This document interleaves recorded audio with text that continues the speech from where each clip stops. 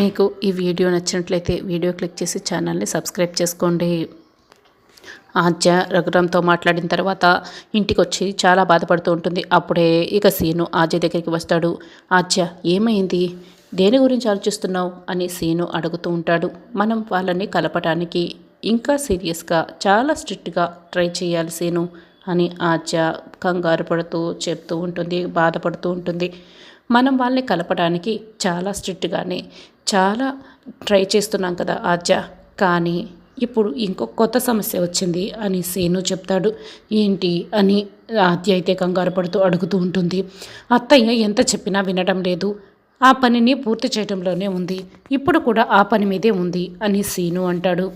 ఏంటా పని అని ఆద్య అడుగుతూ ఉంటుంది. అదే ఆద్య, కార్యం ఆద్య అని సీను చెప్తూ ఉంటాడు.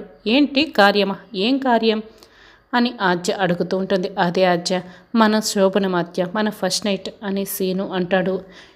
ఆద్యకైతే షాక్ అయ్యి సీను వైపు కోపంగా చూస్తూ ఉంటుంది.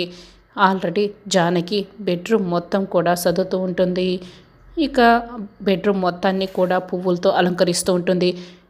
పద్మ కిటికీ దగ్గర నిలబడి, వదిన నువ్వేం చేస్తున్నావో అర్థమవుతుందా, అసలు నువ్వు వీళ్ళిద్దరికీ శోభనం ఏర్పాట్లు చేయటం ఏంటి వదిన, అసలు ఈ ఆద్య సీనులు మనకు చెప్పకుండా పెళ్లి చేసుకున్నారు, అన్నయ్య వీళ్ళపై ఇంకా చాలా కోపంగా ఉన్నారు, మీరేమో ఇలా శోభనం ఏర్పాట్లు చేయటం అస్సలు బాగోలేదు వదిన అని పద్మ అయితే అడుగుతూ ఉంటుంది. జానకి ఏం మాట్లాడుకుంటా ఇక గది మొత్తాన్ని పూలతో అలంకరిస్తూ ఉంటుంది.